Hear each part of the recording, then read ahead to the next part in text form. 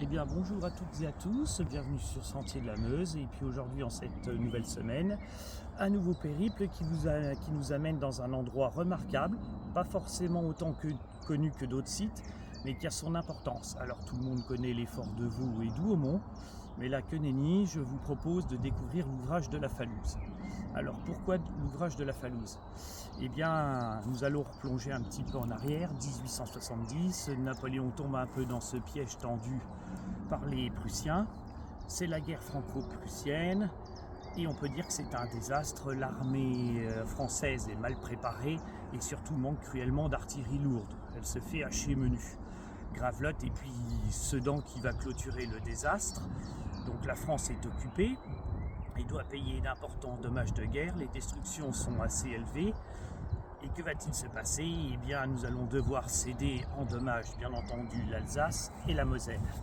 Du coup, pensez-vous bien, les frontières se rapprochent et l'état-major sait très bien qu'un conflit sera inévitable, car il faut laver ce déshonneur, cet affront, on peut même dire une humiliation.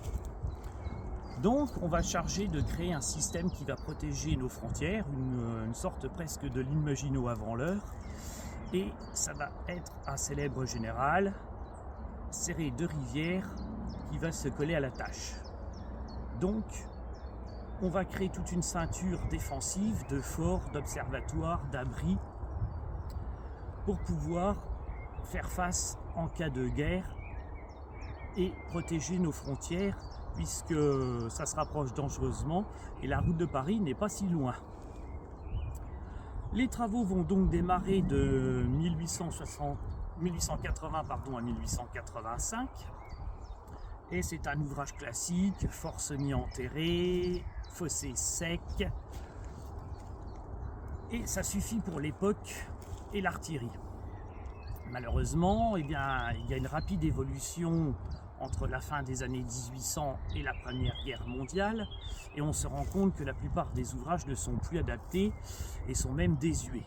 Alors on va moderniser, on va déjà créer des postes d'observatoire, des systèmes de communication, puisque comme ça on peut communiquer avec tous les autres ouvrages, et la Falouse est important car en fait c'est un poste d'observatoire et surtout il va verrouiller le côté sud de la vallée de la Meuse et derrière se trouve Verdun.